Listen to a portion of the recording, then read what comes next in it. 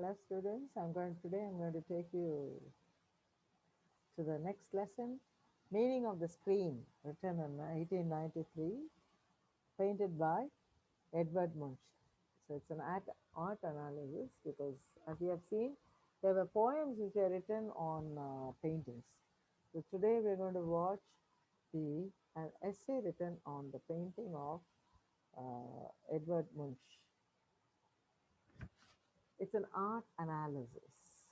It means that we're going to discuss with you a painting that was drawn by Edward Munch, compared it with Van Gogh. Now, you see these two paintings. This painting was called as Scream, and this painting was called as Starry Nights. So here, this painting was drawn by Edward Munch, and the other Munch and the other drawn was drawn by Van Gogh. So we're going to discuss about the similarities between these two, and what kind of painting do they belong to, and especially we're going to discuss about Munch Edward's painting on the screen, and discuss about the background art about this painting. Not much of us would say, oh, that's very pleasant to look at. Why? Because they look like not much like very definite colors and beautiful woman or a man or a very handsome man standing over here or walking around, and the nice kind of sky blue colors with lovely things. No, we don't see that here.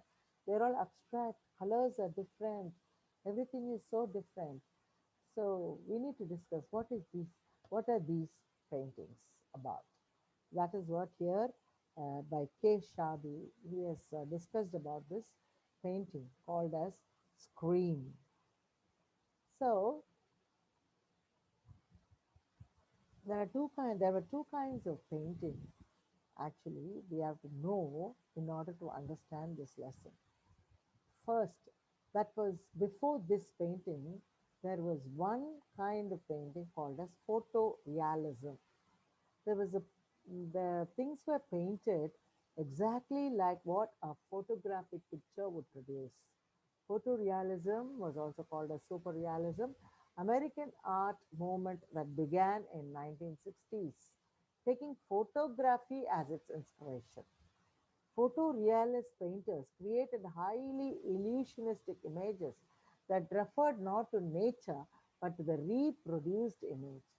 Already the image was produced in the photo, and seeing that and drawing something which could exactly resemble the photo was the trend then in 1960, which was called as photorealism.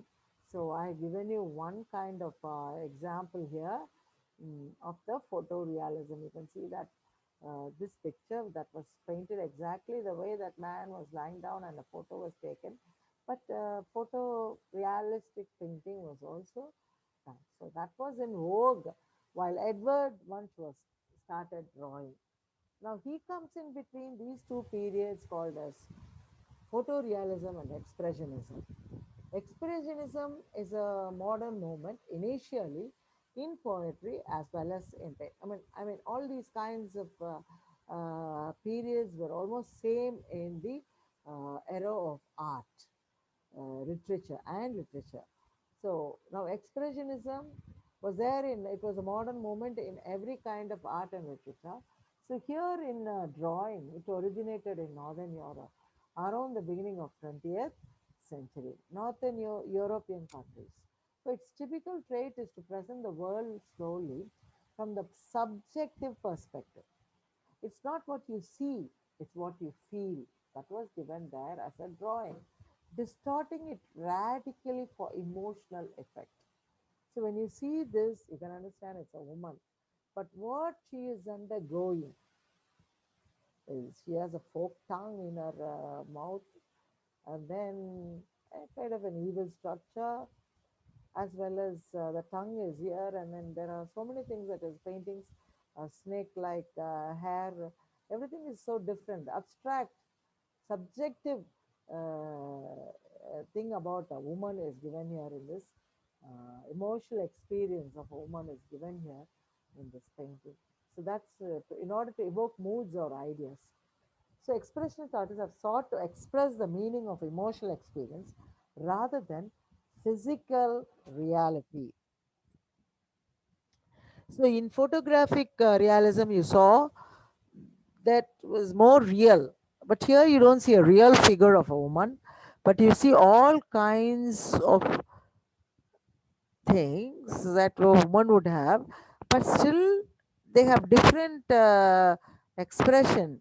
Her hair, her eyes, different kinds of eyes expression, her tongue, her nasal expressions, her other expressions are so different in the painting that evokes a kind of an evil mood when you see this picture.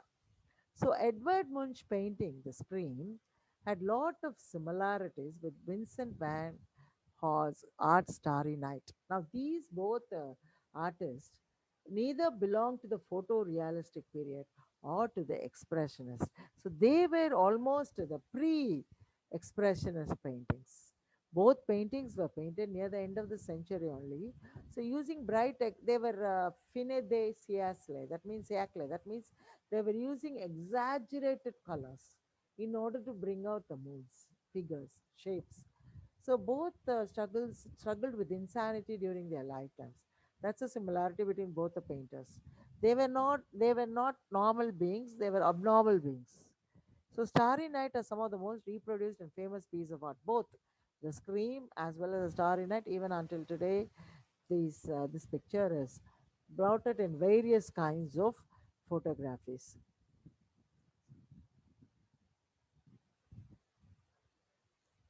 So you can see here both the paintings, the colors they have used.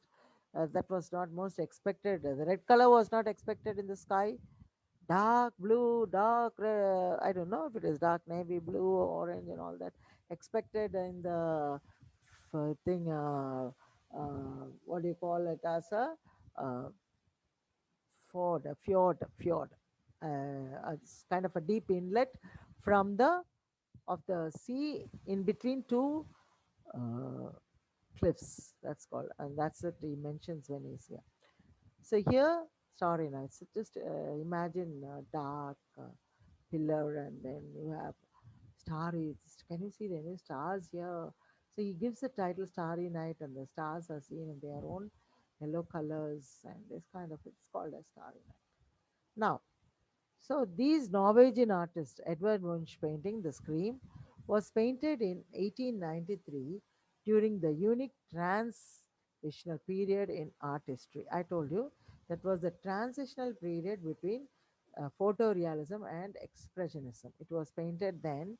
So the Scream was Starry Night and Scream both fall between these two distinct periods of history, art history, with both paintings often cited by art history scholars are possibly serving as the spark. So they were almost an inspiration to other expression artists. So can you see? Even today, the screaming comes under with the same expressions here. So they were almost a great inspiration until 21st century, 22nd century, if you want to go to. So the scream was also painted right after the before the expression. Other artists, the earlier 20th century, made it a trend to put focus on the expression of their inner feelings. So it became a trend to put their inner feelings into the image or the object that they were drawing. So the Starry Night and the Scream both, since they both fall into this period, you can see the. I've just given you an example of the abstract expression, how the inner feelings, what are going in your mind, what is going in your face, how does your face resemble when you have the kinds of emotions that you want to show in your face, sometimes hide under your skin. All these are brought under the abstract expressionism. So Edward, in his diary, he accepts that he struggled with insanity, abnormality, not only on a personal level during his life, but also through his family. was from history we come to know that his sister was also hospitalized for insanity. So Edward Munch, a different kind of artist, is that he shows an ugly, honest, even sometimes ugly glimpse of his inner troubles, feelings of anxiety through his painting, The Scream, putting more importance on personal meaning. So people who were seeing pictures, photo pictures, given the exact way of people drawing, were shocked to see such kind of expressions of themselves in these kind of expressionist painting. It was not giving importance to either technical skill or beauty. It was the which was a traditional goal for an art. It was the art must be beautiful.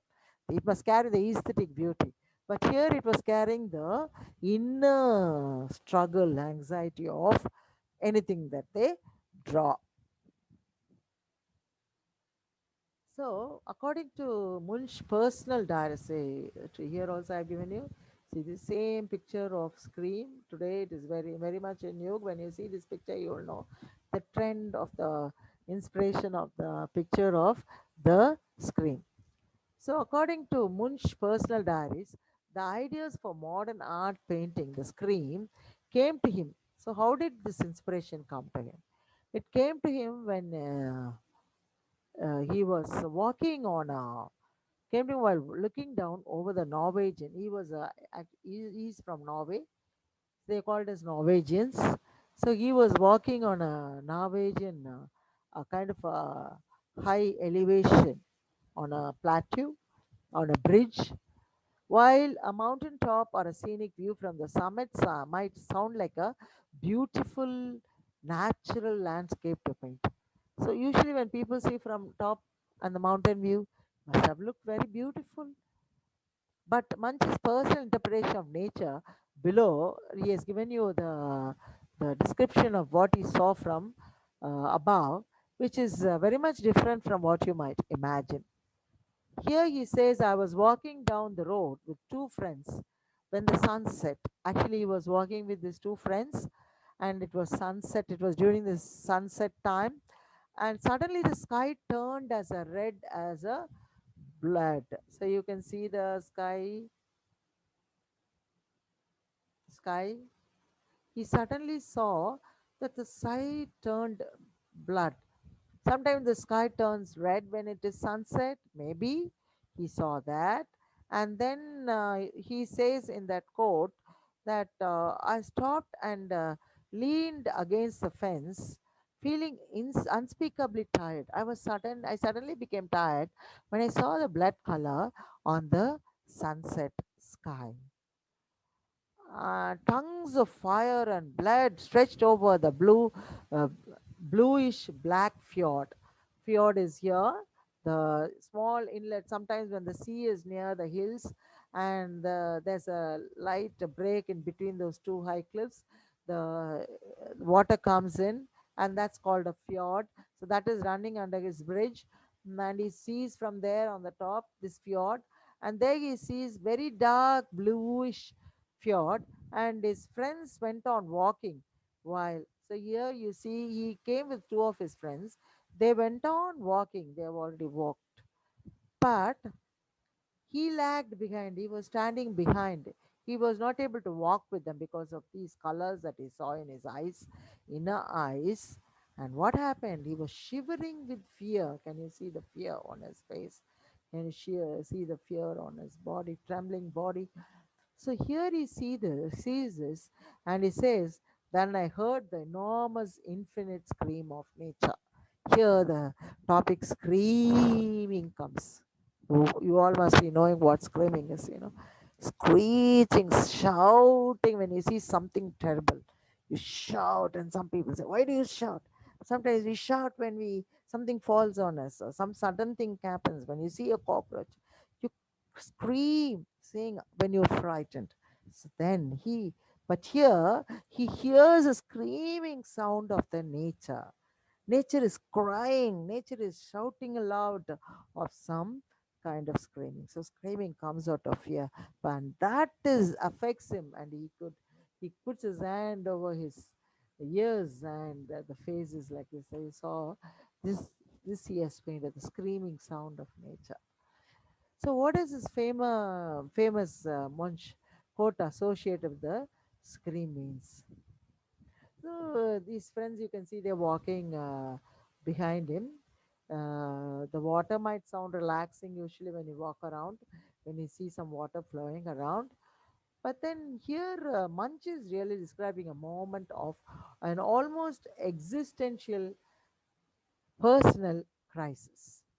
Existential is life living that day, trying to live one day. Existential. Crisis is the dangers faced in existing, in like trying to live. And personal, it is his own. So here he says existential personal crisis is brought out here. The loneliness. They walked away and he's almost lonely. They couldn't see this red blood or the bluish dark thing that is running in around, and all of the nature is screaming out to him. They didn't hear. They were walking all along, but he could hear and put his hands around his ear. So here we see that the loneliness, he was afraid of his loneliness. That is seen in this picture too. The fear is seen here. The emotional reaction on his face to the scream is seen here. The red sky and the bluish black fjord is it's almost kind of tongues. He says it tongues of fire. So kind of he was afraid of this subject. Unidentified. Now here there is the picture doesn't show if that was a woman or a man. So no gender is here seen. So this is certainly something ominous. Munch's description of the landscape.